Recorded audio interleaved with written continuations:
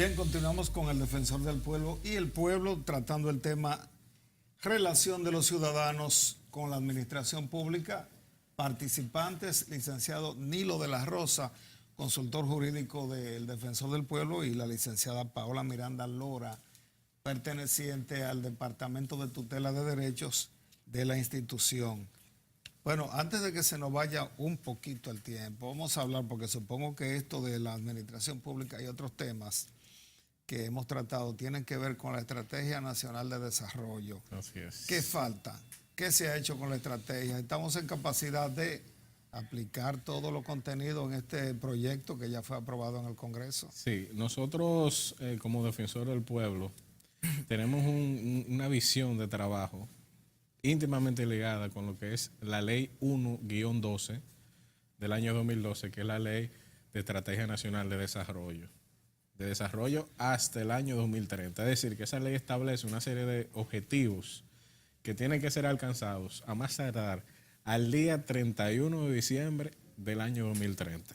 Y uno de esos objetivos que establece esa ley es precisamente lo que es una buena administración pública. Hay que entender que la ley 107-13, que es la ley de las relaciones del ciudadano con la administración pública, de derechos y deberes con la administración pública.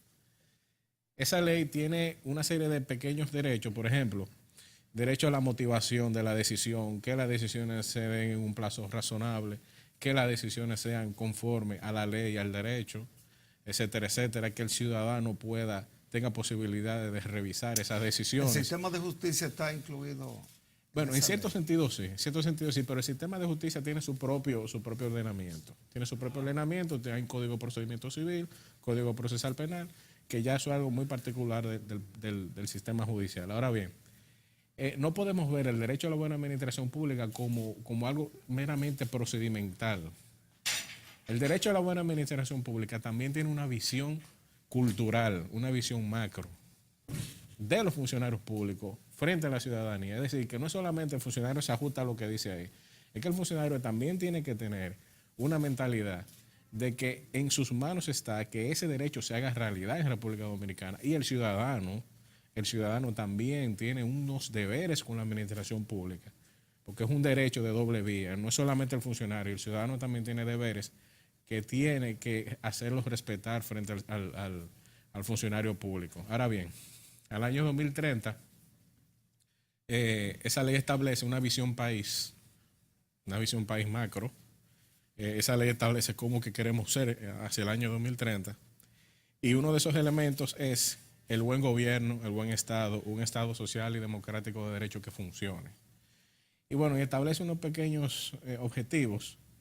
Y esos objetivos se ha ido avanzando, porque el Estado dominicano ha aprobado leyes que van en ese sentido. En este caso, lo que es la ley 107-13, que es la ley de los derechos y deberes del ciudadano frente a la administración.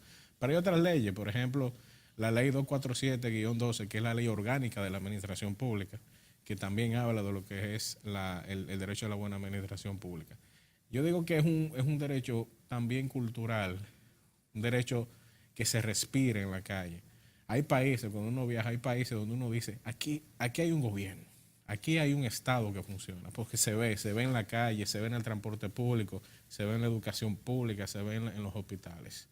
O sea, no es un tema solamente de procesos administrativos.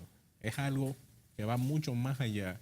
Y eso es lo que dice la ley 1-12, que es la Ley de Estrategia Nacional de Desarrollo. Queremos un Estado que no solamente tenga normas claras, es que esas normas vayan más allá de un pedazo de papel. Es decir, sean normas realmente efectivas en la sociedad.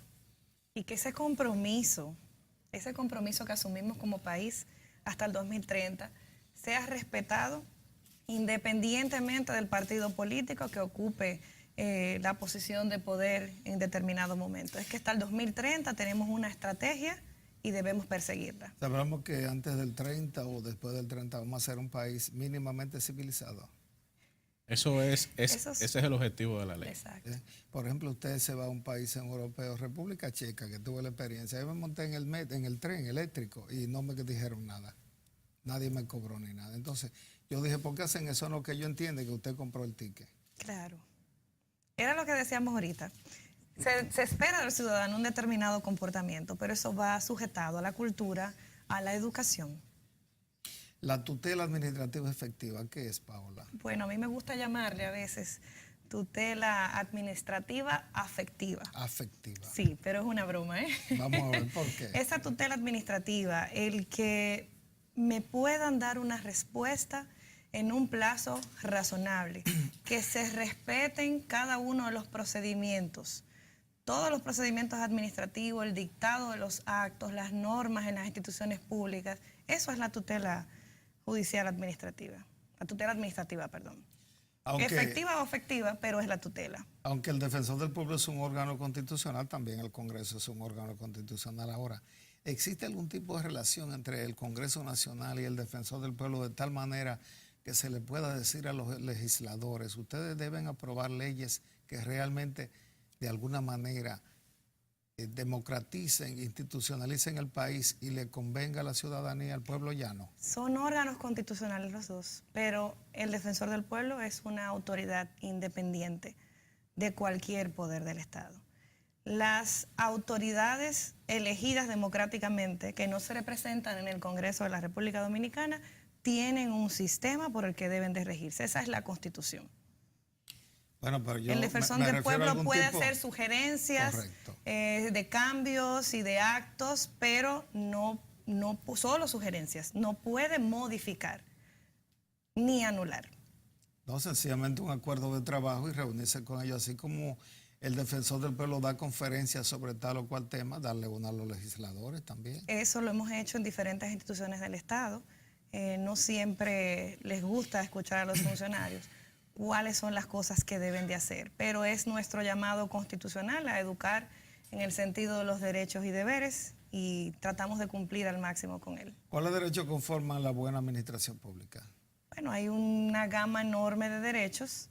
Entre estos a mí me gusta mucho mencionar uno, que es el derecho el derecho de audiencia, que más bien es ser escuchado, sea de manera verbal o de manera escrita. Normalmente usted como ciudadano hace una solicitud ante una institución pública, pero ¿de qué manera usted es escuchado? Cuando somete un escrito y a ese escrito se le da esa validez, se pondera lo que usted escribió. Me encanta ese derecho. Tenemos una serie de derechos muy amplios. Por ejemplo, ya hablamos de la presentación de las peticiones por escrito, pero ese derecho a que se me dé una respuesta oportuna y que sea eficaz. En el Defensor del Pueblo tenemos a diario, múltiples reclamaciones por falta de respuesta de la administración. Y eso deviene en una especie de silencio administrativo anterior a la ley 107-13. No se podía hacer nada con relación a la respuesta de la administración, pero ahora sí podemos. Tenemos una serie de herramientas para provocar que salgamos de la inercia de ese silencio. Podemos decir que el Defensor del Pueblo es una institución de desahogo de la gente, desahogo en términos de que tienen un lugar donde ir a reclamar algo que en alguna institución pública sencillamente se lo niegan. Así es. Y pueden encontrar respuesta a sus reclamos. Así es, el defensor. Recordemos que el Defensor del Pueblo, aparte de ser contribuye a la salvaguarda de los derechos humanos y fundamentales en el país, también es el vigilante de la administración pública. El Defensor del Pueblo entra en esos casos en que la administración pública no funciona correctamente. Y bueno, en cierto sentido podemos decir que es una especie de desahogo. Porque ¿por qué la gente va al Defensor del Pueblo? Porque la administración pública no funcionó correctamente o porque no satisfizo las necesidades de ese ciudadano.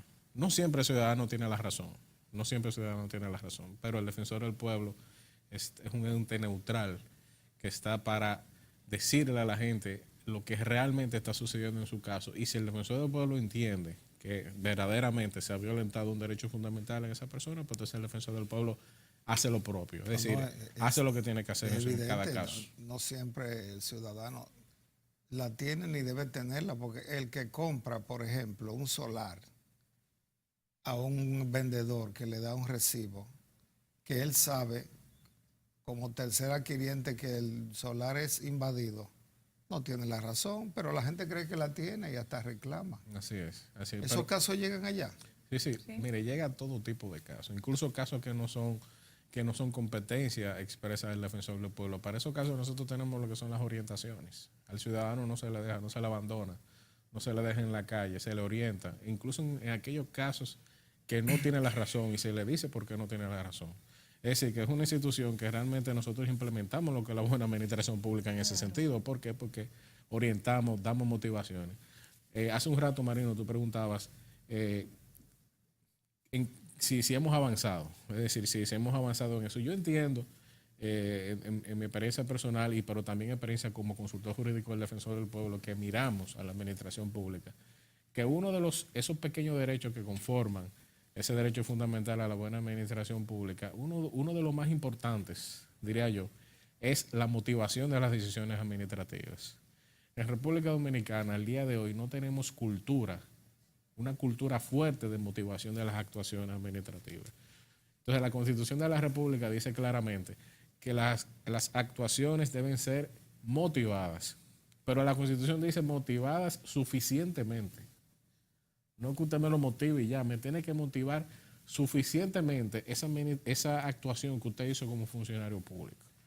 Yo recuerdo hace poco vi una decisión administrativa con respecto a una persona que se le negó la visa de un país europeo.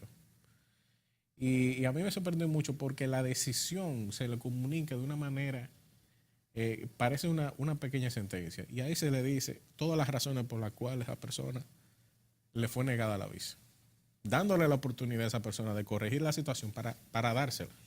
Pero esos son los europeos, los norteamericanos no dan ninguna explicación. No, ellos no dan explicaciones. Eso fue algo que en lo personal a mí me sorprendió, porque no lo esperaba de un consulado. No lo esperaba de un consulado. Bueno, los consulados no tienen que motivar mucho las decisiones. Sí. Pero en su país existe una ley similar a esta, la ley 107-13, en la cual dice que las actuaciones administrativas tienen que ser debidamente fundamentadas. Y bueno, como ellos son parte de la administración pública, ese consulado, aunque esté en República Dominicana, bueno, se le aplica la ley de ese país. Y lo cumplen correctamente, independientemente de si ese ciudadano sea de su país o no. Le está dando una visa, se le está negando, y bueno, y le dice por qué.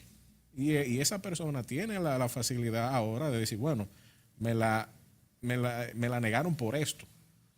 No por mi cara, no porque por mis ideas políticas, no por mi color. Me la negaron por estas razones objetivas y ya esa persona sabe cómo subsanar esa situación y puede volver a solicitar su documento para emigrar hacia ese país. Eso se llama buena administración pública. El Estado tiene que dar razones, porque es que el Estado no es propiedad de nadie. Todos sus actos tienen que ser debidamente motivados, precisamente porque como no es de nadie, aquella persona, el dueño de una finca, el dueño de una tierra, hace lo que quiere con su tierra y no tiene que darle explicaciones a nadie, porque es dueño de su tierra, es su propiedad privada, pero el Estado no es propiedad de nadie. Hay que motivar las decisiones. Por ejemplo, Paola, ¿es posible eso que muchas instituciones que son especie de muro de contención ante un reclamo de un ciudadano porque una institución ha abusado de él, como un banco, una eléctrica, una empresa que se rige, hay una superintendencia, está Proconsumidor, que tenga que esperar 3 meses para esperar una respuesta sobre un daño que entiende el ciudadano que se le ha hecho? En este caso, han llegado también quejas al Defensor del Pueblo cuando el ciudadano es víctima de una situación que él no es culpable muchas veces, pero le dicen venga dentro de 3 meses a averiguar eso. Dígame. Precisamente eso. Para eso estamos nosotros, para orientar al ciudadano. Dependiendo de la materia, así los plazos. Las leyes sectoriales tienen sus propios plazos. Nadie puede esperar una respuesta de manera indeterminada. Y en aquellos casos en donde algunas leyes no mencionan esos plazos, para eso tenemos de manera supletoria la 107-13. Estamos supuestos a, cuando solicitamos información en registros públicos, a que se nos responda en un plazo de 15 días. Si la administración se le hace difícil por la carga, la burocracia, el acceso del expediente que tenga, a veces son archivos que por la antigüedad son enviados a naves industriales lejísimos de donde funciona la sede administrativa de la organización, entonces le explica al ciudadano que se va a tomar 10 días más para responder. Pero hay fichas, eso se resuelve. Si está bien organizado, bueno, a los dos. Sí, hay algunas instituciones que precisamente ahí se evidencia qué tan moderno está el Estado Dominicano, que se han suscrito a las políticas de calidad. Esas normas ISO, que son del servicio al ciudadano, como la que tiene, por ejemplo, la Junta Central Electoral, están sujetas a esas leyes sectoriales y a esos plazos. Entonces eso desde el punto de vista de las auditorías afectan directamente a esos órganos. Entonces esos órganos tienen unas puntuaciones y pueden perder esa acreditación. Entonces nadie quiere perder la acreditación. Bien, ambos, se nos acaba el tiempo. ¿Hemos avanzado en cuanto a las normas de buena administración? ¿Qué les parece a ustedes? Pienso que sí. Nos falta mucho nuestro sistema de derecho administrativo, pero hemos avanzado enormemente. Nosotros hemos avanzado. Quedan muchos, algunos hoyos que nosotros tenemos que llenar. Faltan algunas leyes, por ejemplo, una ley de responsabilidad patrimonial, pero también faltan algunas leyes que fortalezcan el control del Congreso Nacional sobre la administración pública. Faltan algunas normas que tienen que ver con una mejor lucha contra la corrupción administrativa. Hemos avanzado, pero el Estado tiene que tener más claro su fin para el año 2030. Quedan 12 años. A veces vemos el 2030 lejos, nos quedan 12 años. El Estado tiene que reflexionar sobre ese tema y avanzar en ese sentido. Muy bien, pues gracias a la licenciada Paola Miranda Lora, abogada del Departamento de Tutela de Derechos, y al licenciado Nilo Vinicio de la Rosa, consultor jurídico del Defensor del Pueblo, por haber estado con nosotros en esta entrega de El Defensor del Pueblo y el Pueblo. Gracias a usted. Muchas gracias, María. Muy bien, señores, pues será hasta una próxima entrega de este programa. Así es que gracias por haber estado con nosotros.